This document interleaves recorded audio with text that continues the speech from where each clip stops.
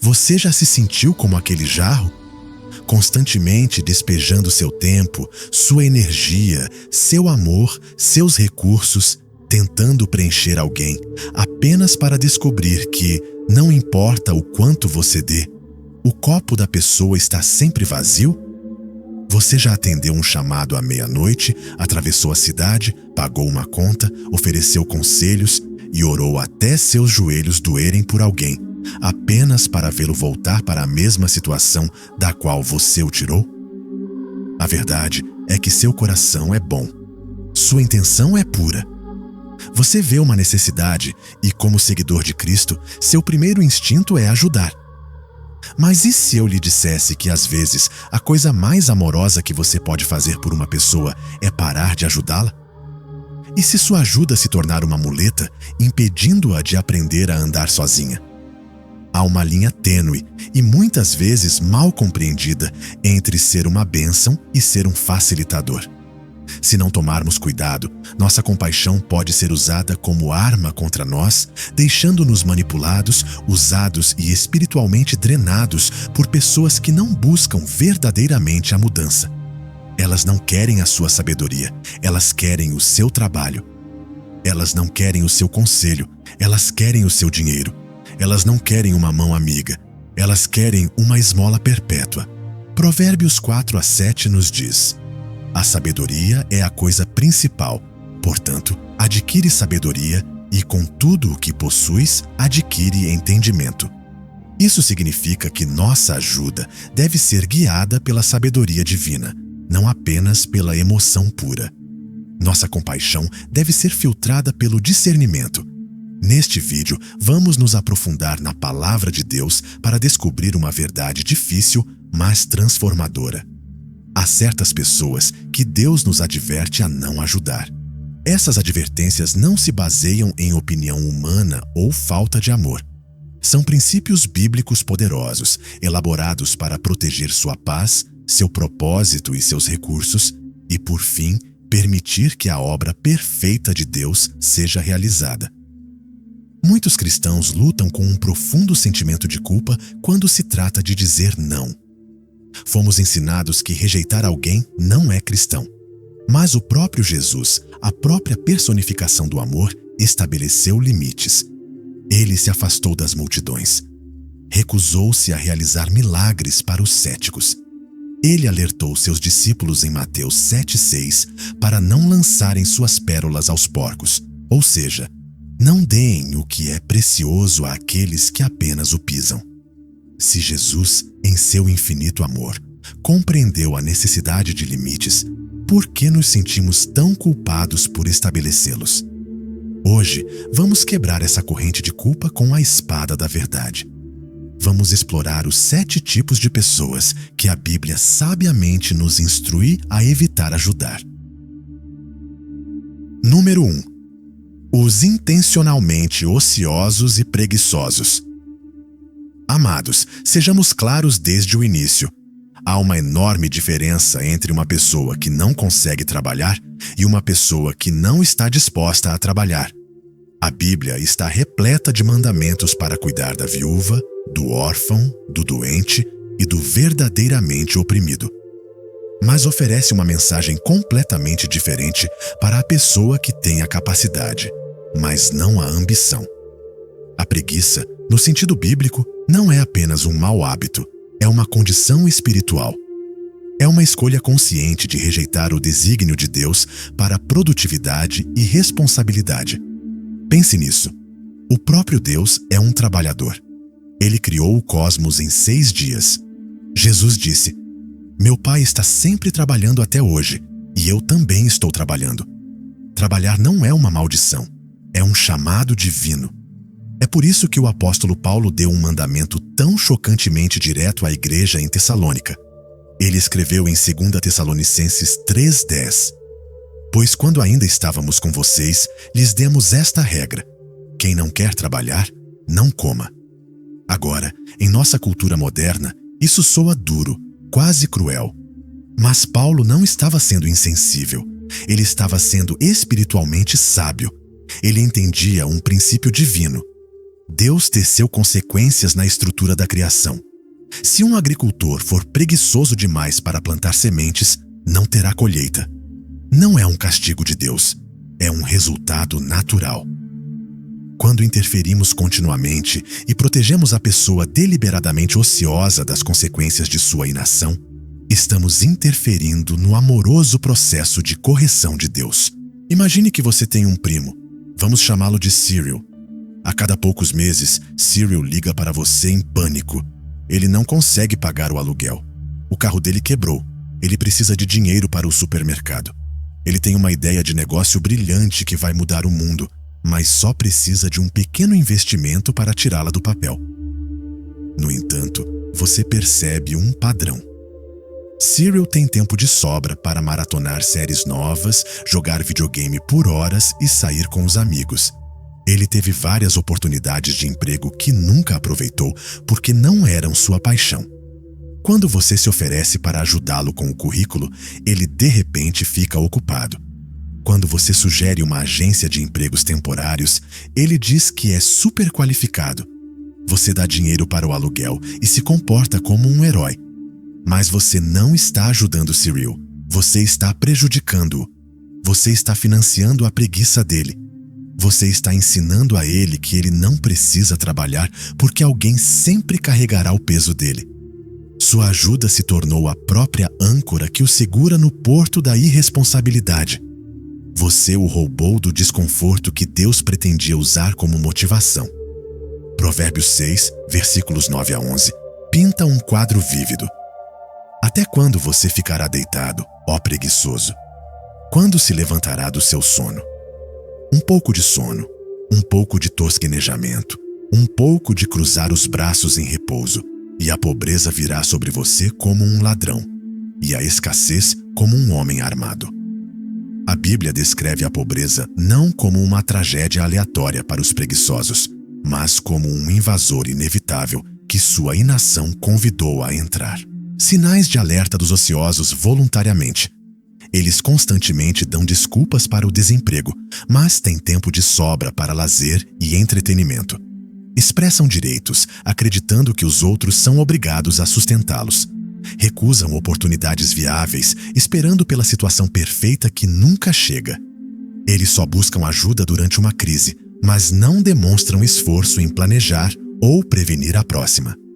São mestres da manipulação, usando a culpa para fazer você se sentir responsável pelo bem-estar deles. A parábola dos talentos de Jesus em Mateus 25 é um aviso assustador.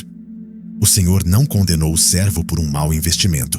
Ele o condenou por não fazer nada. Ele o chamou de mau e preguiçoso e tirou o único talento que ele tinha. A lei espiritual é clara. O que você se recusar a usar, você acabará perdendo. O ato mais amoroso que você pode realizar por um Cirilo em sua vida é dizer, com gentileza, mas com firmeza: eu te amo, mas não financiarei mais sua inação. Não carregarei um fardo que Deus projetou para você carregar. Será desconfortável. Eles podem ficar com raiva, mas você pode estar preparando o cenário para o avanço que eles precisam. Número 2. O ingrato crônico. Existe um tipo de pessoa que vê seu sacrifício como uma expectativa deles. Eles tomarão seu tempo, aceitarão sua dádiva, receberão sua ajuda e se afastarão como se fosse algo que lhes fosse devido. Isso não é apenas falta de educação, é uma doença espiritual perigosa. A ingratidão é sinal de um coração sufocado pelo orgulho e pela arrogância. Jesus encontrou isso pessoalmente em uma das histórias mais pungentes dos evangelhos.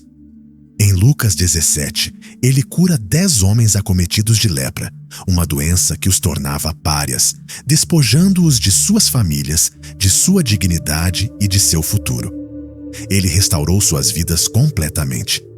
No entanto, apenas um samaritano, um forasteiro, voltou para se prostrar aos pés de Jesus e agradecer.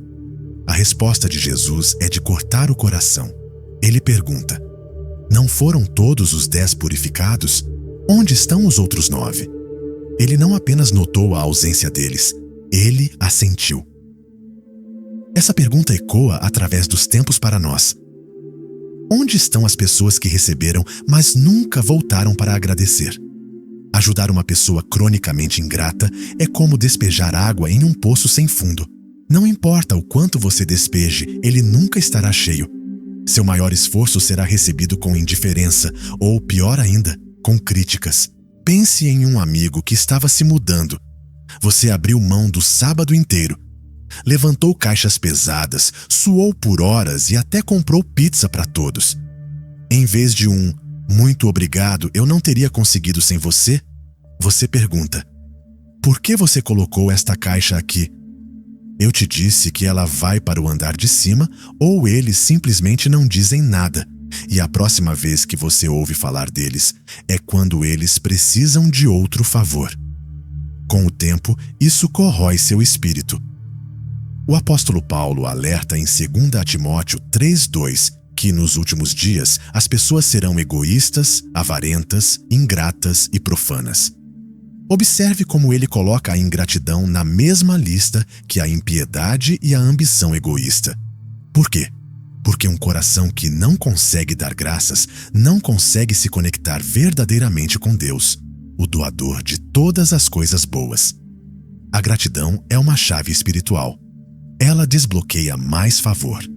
Quando Jesus alimentou os 5.000, a Bíblia diz em João 6:11 que antes de multiplicar os pães e os peixes, ele deu graças. A ação de graças precedeu o milagre. Por outro lado, um espírito de ingratidão fecha a porta para mais bênçãos. Algumas pessoas ficam presas não por causa de uma maldição demoníaca, mas por causa de seu próprio coração ingrato. Elas estão tão focadas no que não têm que deixam de apreciar o que Deus já lhes deu, incluindo as pessoas que Ele enviou para ajudar. Provérbios 17:13 dá um aviso assustador. O mal jamais sairá da casa daquele que paga o bem com o mal. Não se trata apenas de deixar de agradecer. Trata-se daqueles que aceitam sua bondade e retribuem com traição, fofoca ou calúnia. Você os ajudou a conseguir um emprego e eles roubam seus clientes. Você os deixa ficar em sua casa e eles desrespeitam sua família. Quando você ajuda repetidamente alguém que não demonstra gratidão, você desvaloriza a dádiva. Você os ensina que seu tempo, energia e recursos são escassos. A atitude espiritualmente mais sensata a se tomar é recuar. Deixe-os experimentar a ausência da sua ajuda. Às vezes, as pessoas não dão valor ao que têm até que se perca. Deixe que o silêncio criado pela sua ausência seja a sala de aula onde Deus lhes ensina a lição da gratidão. Número 3. O orgulhoso e o arrogante. A Bíblia não apenas desencoraja o orgulho, como também declara guerra a ele. O orgulho é o pecado original, a própria coisa que transformou Lúcifer em Satanás.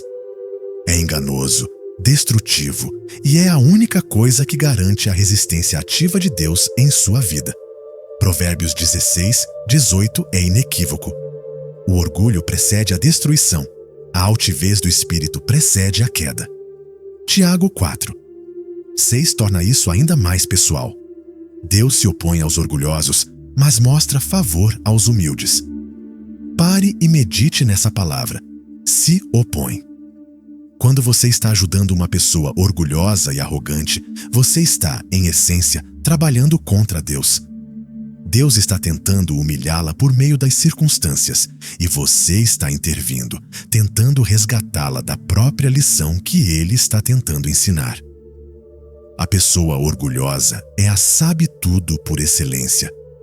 Ela pode pedir a sua ajuda, mas o que realmente quer é a sua validação.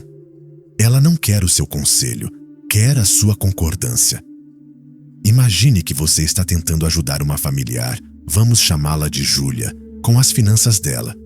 Ela está profundamente endividada e pede ajuda a você. Você passa horas criando um orçamento detalhado para ela. Você mostra onde ela pode cortar despesas e como criar um plano de pagamento. A resposta dela? Bem, isso não vai funcionar para mim porque a minha situação é diferente. Não consigo reduzir o meu café da manhã. É a minha única alegria e não consigo parar de comprar online. É como eu alivio o estresse. Ela discute cada ponto, defende cada decisão ruim e, no fim das contas, rejeita a ajuda que pediu. Você não pode derramar sabedoria em um copo cheio. O copo de uma pessoa orgulhosa está transbordando com suas próprias opiniões, seu próprio ego e sua própria autossuficiência. Tentar ajudá-la é frustrante e inútil. A Bíblia diz em Provérbios 26:12: Você vê alguém que é sábio aos seus próprios olhos? Há mais esperança para um tolo do que para ele. Essa é uma afirmação impressionante. A Bíblia diz que é mais fácil ajudar um tolo do que uma pessoa orgulhosa, porque pelo menos um tolo pode acidentalmente tropeçar na sabedoria. A pessoa orgulhosa intencionalmente bloqueia seu coração contra ela. É crucial distinguir entre confiança e arrogância. A confiança está enraizada em Deus. Ela diz: Posso todas as coisas em Cristo que me fortalece. A arrogância está enraizada no ego. Ela diz: Veja o que eu fiz, veja o que eu construí. O exemplo mais aterrorizante disso é o rei Nabucodonosor em Daniel 4. Ele estava no terraço do seu palácio, contemplava a magnífica cidade da Babilônia e declarou: Não é esta a grande Babilônia que construí para a residência real, com o meu grande poder e para a glória da minha majestade? As palavras eu, meu e majestade foram a sua ruína. No momento em que assumiu o crédito pelo que Deus lhe havia dado, o julgamento veio. Deus o despojou de sua sanidade e de seu reino, e ele viveu como um animal selvagem por 7 anos, até que finalmente aprendeu a olhar para cima e reconhecer o verdadeiro rei. Quando você vê alguém caminhando para uma queda por causa de sua arrogância, seu instinto pode ser construir uma rede de segurança para segurá-lo. Mas, às vezes, a coisa mais amorosa que você pode fazer é sair do caminho. Deixe-o cair. Deixe-o atingir o chão. O chão tem um jeito de ensinar lições que conselhos gentis nunca conseguem. Ore por eles, mas não se coloque entre eles e as consequências de seu orgulho. Deus sabe como humilhar os orgulhosos e não precisa da nossa interferência. Número 4. Os perversos e comprometidos com o pecado. Esta é talvez a categoria mais difícil de navegar. Vivemos em uma cultura que defende a tolerância acima de tudo, e a frase "Deus ama a todos" é frequentemente usada para justificar a permissão de comportamentos pecaminosos. E sim, o amor de Deus é universal e incondicional. Mas nunca confunda o amor de Deus com a aprovação de Deus. Deus ama o pecador, mas odeia o pecado e absolutamente não abençoará um estilo de vida comprometido com a rebelião contra ele. Como crentes, nossa primeira lealdade é a santidade. O Salmo 1:1 nos dá nossas ordens de marcha. Bem-aventurado o homem que não anda segundo o conselho dos ímpios, nem se detém no caminho dos pecadores, nem se assenta na companhia dos escarnecedores. Este é um mandamento triplo: não ande com eles, não fique com eles e nem se sente com eles. A separação é essencial para a bênção. Vamos ser claros. Há uma grande diferença entre uma pessoa que luta contra o pecado e uma pessoa que celebra o pecado. Há uma diferença entre um irmão que cai e se arrepende e uma pessoa que abraça a maldade, a defende e tenta arrastar os outros consigo. A Bíblia apresenta uma lista aterrorizante em Provérbios 6 de coisas que o Senhor odeia, coisas que são detestáveis para Ele. Nessa lista estão a língua mentirosa, mãos que derramam sangue inocente, um coração que maquina planos perversos, pés que se apressam em fazer o mal. Esses não são deslizes acidentais, são atos premeditados de maldade. Imagine alguém em sua vida que esteja envolvido em atividades ilegais ou profundamente imorais. Talvez seja um adúltero crônico que ri de suas conquistas ou alguém que administra um negócio desonesto e se gaba de enganar as pessoas. Ou talvez alguém que esteja mergulhado no vício e não apenas recuse ajuda, mas tente ativamente fazer com que você participe de seus hábitos destrutivos. Quando você dá dinheiro a essa pessoa, não está comprando comida para ela. Provavelmente está financiando o pecado dela. Quando você mente ou a encobre, não está demonstrando amor por ela. Está se tornando cúmplice de sua maldade. Romanos 1:32 alerta que aqueles que não apenas continuam a fazer essas mesmas coisas, mas também aprovam aqueles que as praticam, compartilham da culpa. Quando você facilita o ímpio, está se associando a algo que Deus condenou.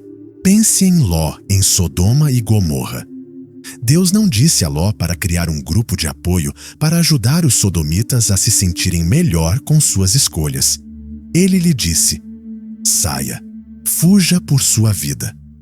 Às vezes, a separação é a única resposta justa. Então, como amar uma pessoa perversa sem capacitá-la? Estabeleça limites inquebráveis. Você pode amá-la à distância. Você não precisa participar da vida dela. Fale a verdade em amor. Não comprometa seus valores para deixá-la confortável. Diga a ela claramente: eu te amo, mas não posso e não apoiarei esse comportamento. Ore por ela incansavelmente. Sua maior ferramenta não é sua carteira ou seu carro, é sua conexão com Deus. Ore pela convicção, arrependimento e libertação dela. Não seja o salvador dela. Você não é Deus. Não é seu trabalho consertá-la. É seu trabalho permanecer santo. Às vezes, você deve deixá-los enfrentar as consequências completas e devastadoras de suas escolhas, porque só assim eles poderão ser quebrados o suficiente para se voltarem para o único que pode realmente salvá-los. Número 5.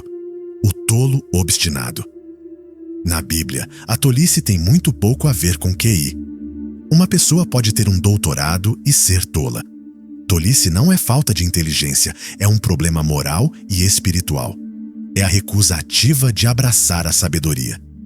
Um tolo é alguém que ouve a verdade, vê as consequências, recebe o aviso e, ainda assim, escolhe repetir seus padrões destrutivos. Provérbios 13:20 dá um aviso severo.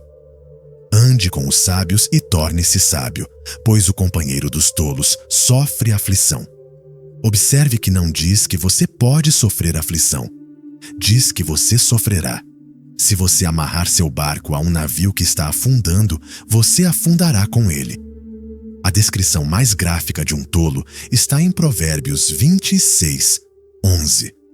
Assim como um cão retorna ao seu vômito, os tolos repetem suas tolices. Isso é intencionalmente repugnante para nos chocar e nos fazer entender. O tolo faz uma escolha tóxica, sofre por isso, se liberta e, inacreditavelmente, corre de volta para a mesma coisa que o deixou doente. Você já teve um amigo que está em um relacionamento perpetuamente tóxico? Ele te liga chorando, contando todas as coisas horríveis que o parceiro fez. Você passa horas no telefone, você o conforta, dá bons conselhos, o ajuda a fazer um plano para terminar. Ele finalmente termina. Você celebra a liberdade dele.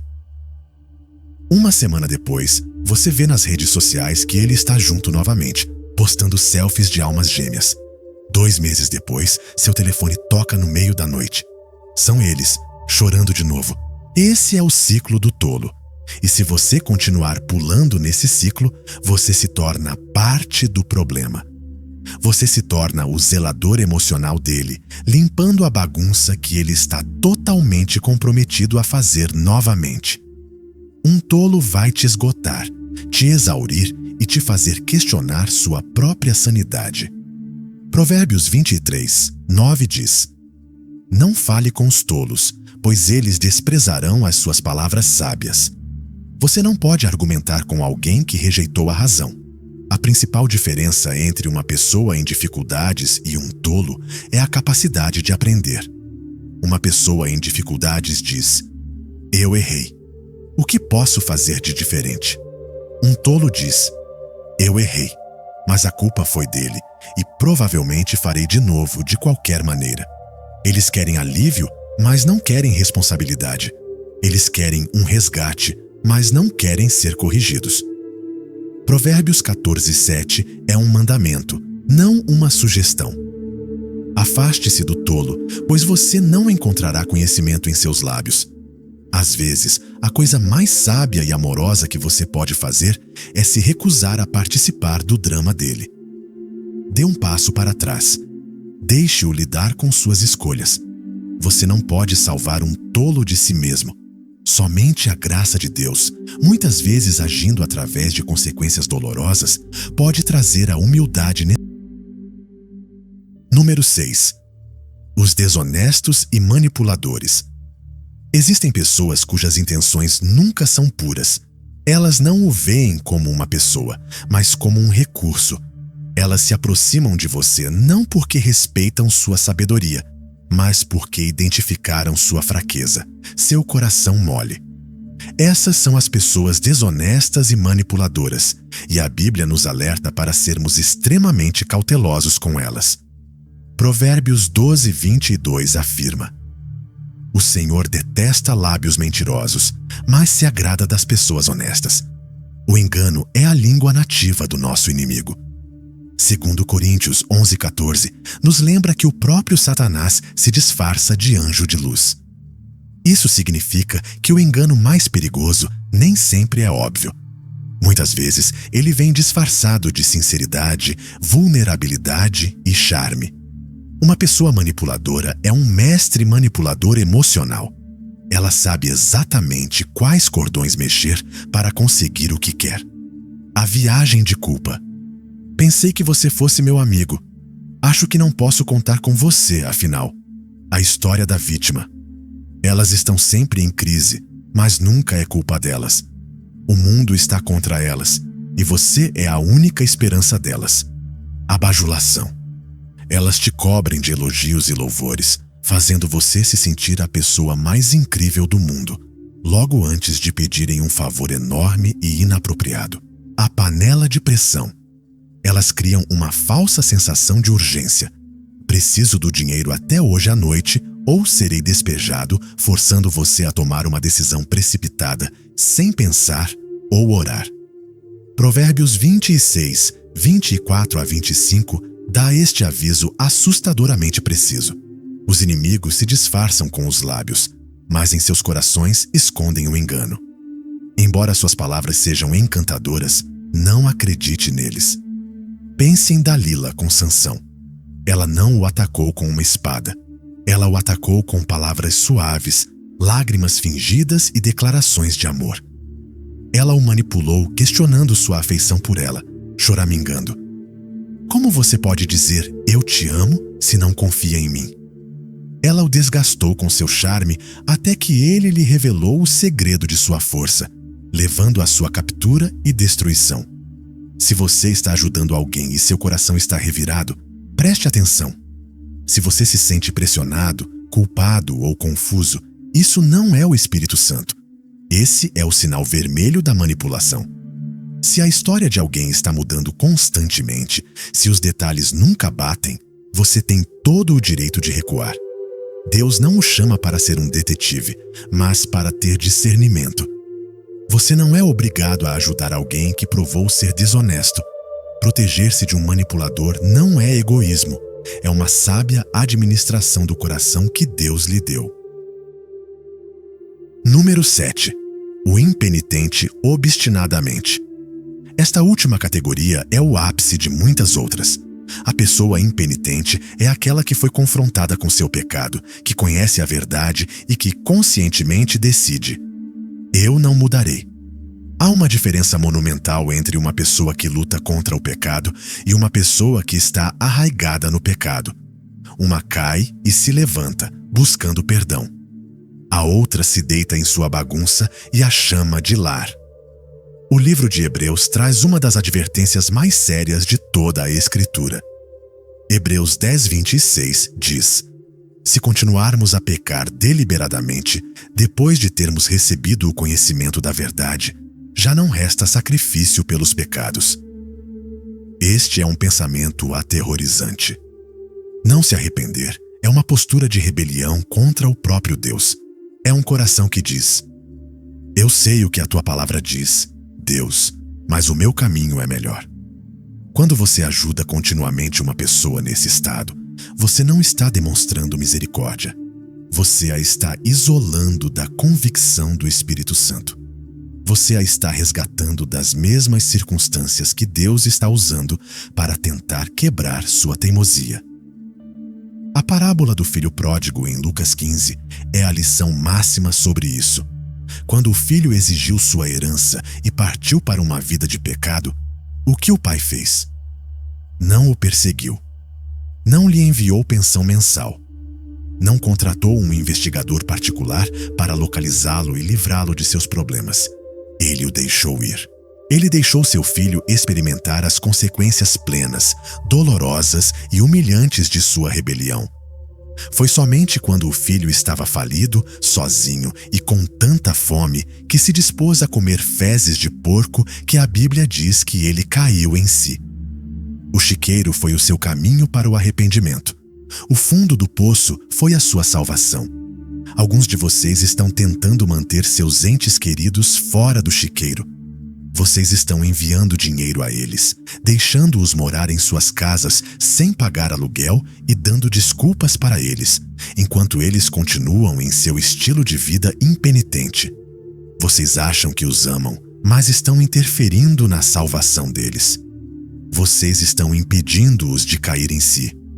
Provérbios 29, 1 diz: quem permanece obstinado depois de muitas repreensões será repentinamente destruído sem remédio. Chega um ponto em que a paciência de Deus dá lugar à justiça.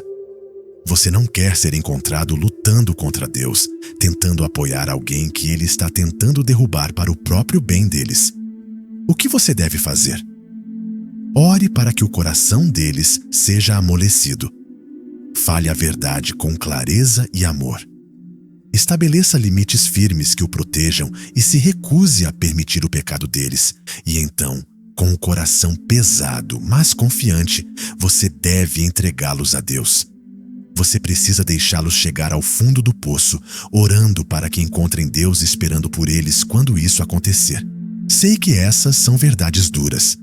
É da nossa natureza amar, dar e ajudar. Mas o amor bíblico não é ingênuo, é sábio, é perspicaz e se protege. Se você tem investido toda a sua energia, todos os seus recursos, nos preguiçosos, nos ingratos, nos orgulhosos, nos perversos, nos tolos, nos manipuladores ou nos impenitentes, não sobrará nada para as pessoas que estão genuinamente prontas para uma mudança radical. Há um bom terreno lá fora esperando pela sua semente. Há pessoas que aceitarão sua ajuda e a multiplicarão. Há pessoas que ouvirão sua sabedoria e serão transformadas. Mas você nunca as encontrará se estiver exausto de regar concreto. Meu desafio para você hoje é este: reserve um momento de silêncio com Deus. Peça a Ele com o coração aberto. Senhor, mostre-me se estou ajudando as pessoas certas. Estou investindo em solo fértil ou estou desperdiçando meus esforços e interferindo na sua obra? Seja corajoso o suficiente para ouvir a sua resposta. Ser um administrador sábio dos seus recursos não é egoísmo, é obediência.